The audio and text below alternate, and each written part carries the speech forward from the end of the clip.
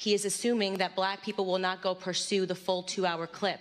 And he purposefully extracted, he cut off, and you didn't hear the question that was asked of me. He's trying to present as if I was launching a defense of Hitler in Germany, when in fact, the question that was asked of me was pertaining to whether or not I believed that Hitler was whether or not I believed in nationalism, and that nationalism was bad. And what I responded to was that I do not believe that we should be characterizing Hitler as a nationalist. He was a homicidal, psychopathic maniac that killed his own people. A nationalist would not kill their own people. That is exactly what I was referring to in the clip, and he purposely wanted to give you a cut-up similar to what they do to Donald Trump to create a different narrative. That was unbelievably dishonest, and he did not allow me to respond to it, which is worrisome and should tell you a lot about where people are today in terms of trying to drum up narratives. All right, guys. Nothing gets my, adrenaline moving than when I see this particular kind of, interviews, or maybe the heated debates that are staged, especially when a black is involved and a colored. That in this particular context here, Candace Owens, I don't know if I should say that she freezes. I don't know if freezes is the right word here, or dumbfounds, or this particular Chinese guy who tries to argue his case against Candace Owens over a matter that shortly we're going to listen and watch together. And then, of course, by the end of it, I'm going to come with some sentiments over the same. Look, listen up, guys. Nothing, again I said, nothing really gets my emotions high, especially when such kind of debates are staged, where we have got different people of different colors, like we have blacks in this particular case, and also we have a Chinese. What really transpired? Let's keep on watching. And he did not allow me to respond to it, which is worrisome and should tell you a lot about where people are today in terms of trying to drum up narratives.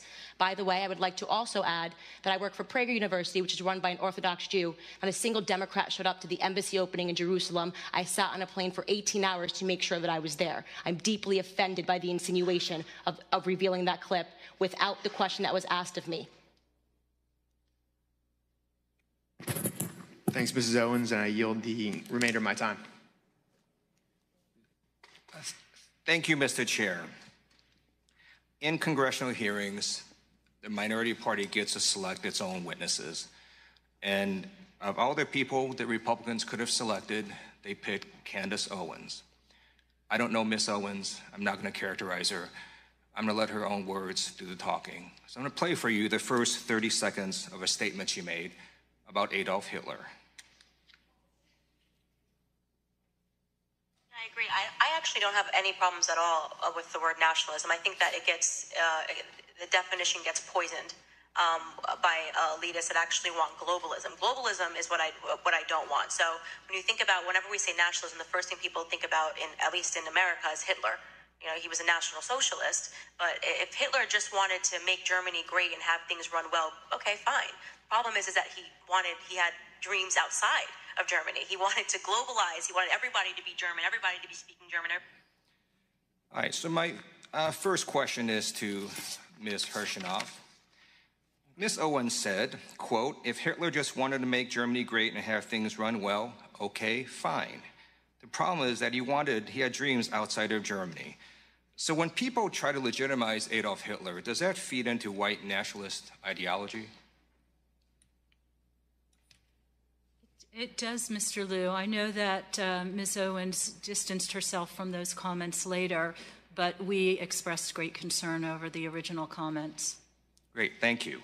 So there's been a lot of talk today. I'd like to focus on actual policy responses that our government can do to try to mitigate the threat of white nationalism.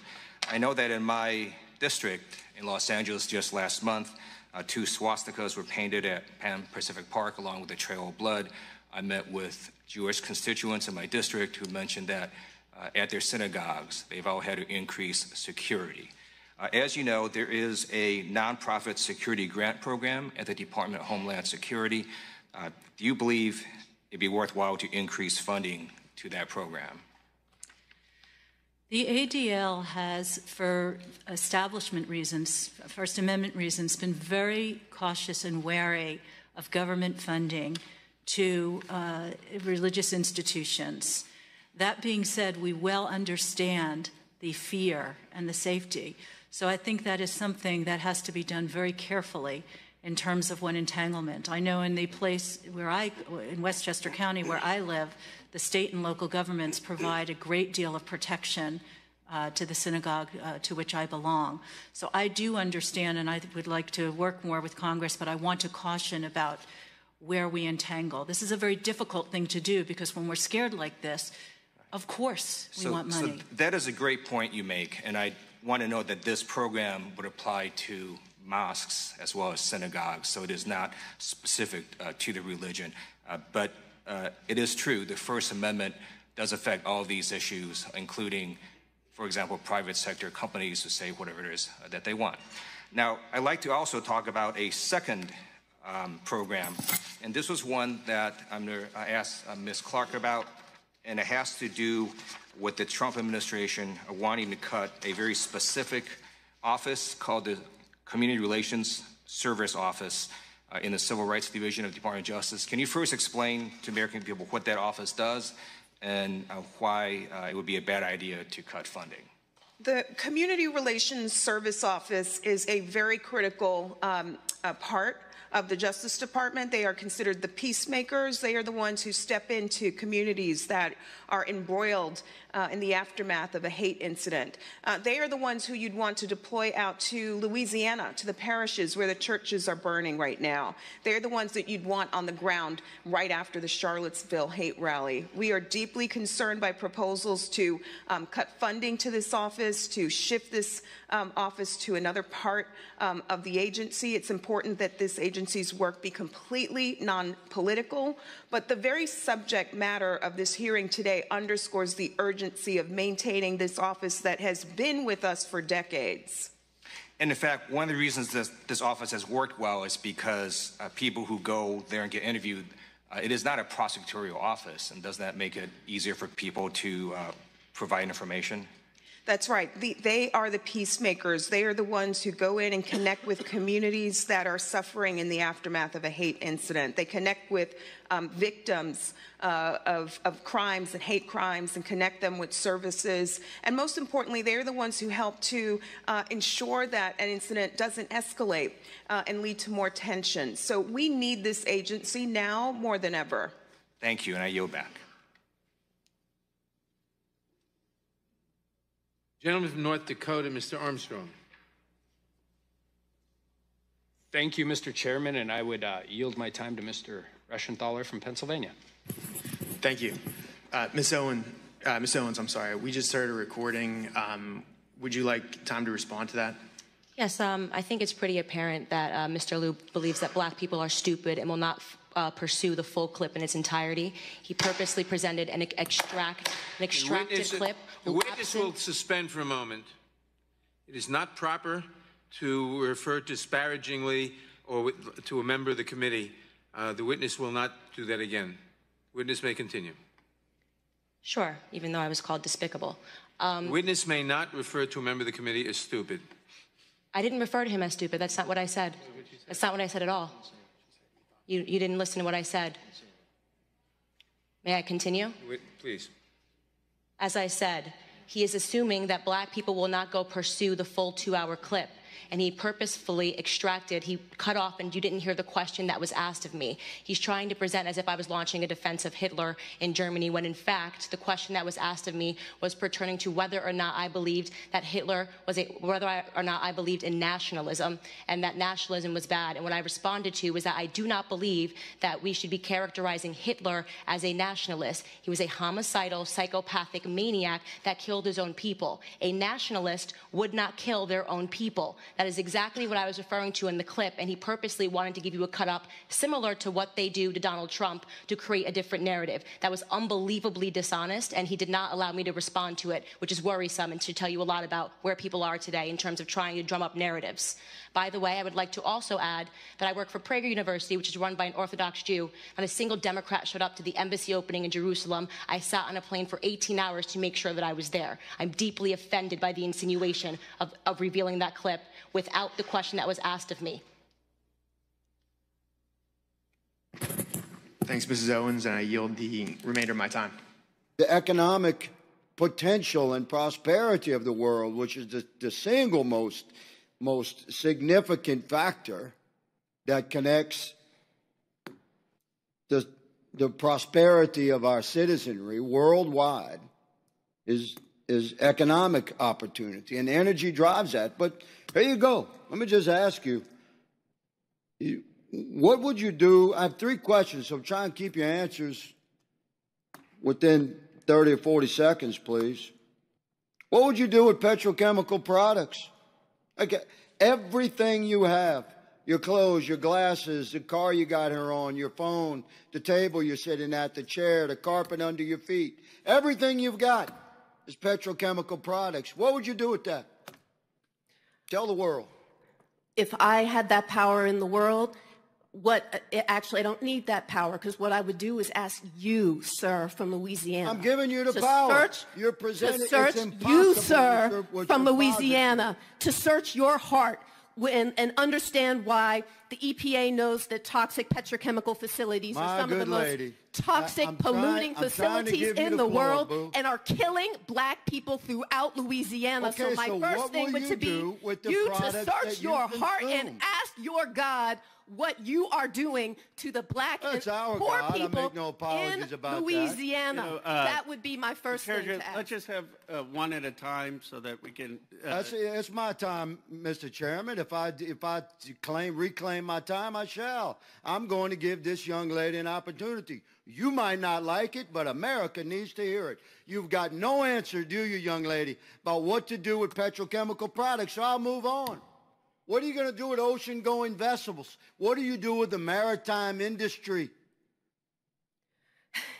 Well, we could, again, I would ask you to search your heart for what is happening on the coast of Louisiana. Of course we do. We need to move away from petrochemicals. We need to shut down the petrochemical facilities in your state and move away from plastic. We need to move away from it. And there are... It's insane. What would you do with the aviation industry? Only thing that would not function is the petrochemical industry in your state, sir. Do you care about the planet, good lady? Like, do you have ecological concern for real? Like, from a biblical perspective, we were given. The Lord gave us dominion over the planet and the creatures thereof. Now, the original translations of dominion means to care for and nurture. So from a biblical perspective, I am an environmentalist. I love my planet and the people and the creatures thereof. Do you? Sir, if we're going to talk about the Lord, I ask that you search your heart again and think about repenting. I search my heart very quickly. I love the planet.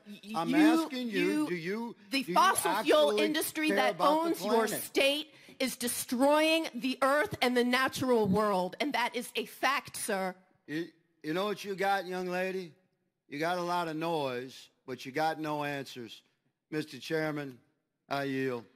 Does your portal make it easy to appeal their decisions so that after 2 attempts, the SBA can then take over the case? Borrowers can appeal. 95% of loans are forgiven and repaid today, so we're only talking about 5% of loans, and a substantial part of those are going through the appeal process as we speak. And so the borrowers can appeal, and we're in the process of finishing up that last 20,000 or so loans. It's a small amount of loans, and they're finishing. And to certify that 95% is a full forgiveness amount percent? Forgiveness and repayment. Full forgiveness, not partial. The vast majority are full forgiveness, but I can get the data to you. So is the 90? I apologize, not to belabor the point, but is that 95% a partial loan forgiveness or a full loan forgiveness rate? They're getting what. The borrowers are applying for the forgiveness entitled in the program. 95% of them have gone through or repaid, and the vast majority of them are full forgiveness, but they're entitled to what the program designed. The government designed the program, and we implement the program very short notice. 500,000 people, 10,000 people working on this program. And Easter weekend working on the program to help those borrowers at the time. And so we're finishing that up. It's just let the process go, and a lot of what you're reading, frankly, is not the facts because it's old. It doesn't understand how the math works. And so just give us some time. We'll give you the facts, and you'll see it. It's all in the program. what is the reason that Bank of America chose to opt out of the SBA portal? I can get somebody to give you that. I have no idea of whether, I told you before, I'm not sure we did or didn't, and I have no idea why they would have made the decision, but we are processing loans as fast as anybody.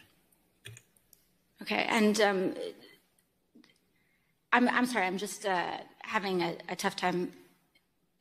This is about $25.2 billion in loan amounts in your bank, correct? And not anymore. No, it's down. But at one point in time, and so we are looking, and so you're uncertain as to why the bank has not chosen to enroll in the SBA portal. I said we will get you the information.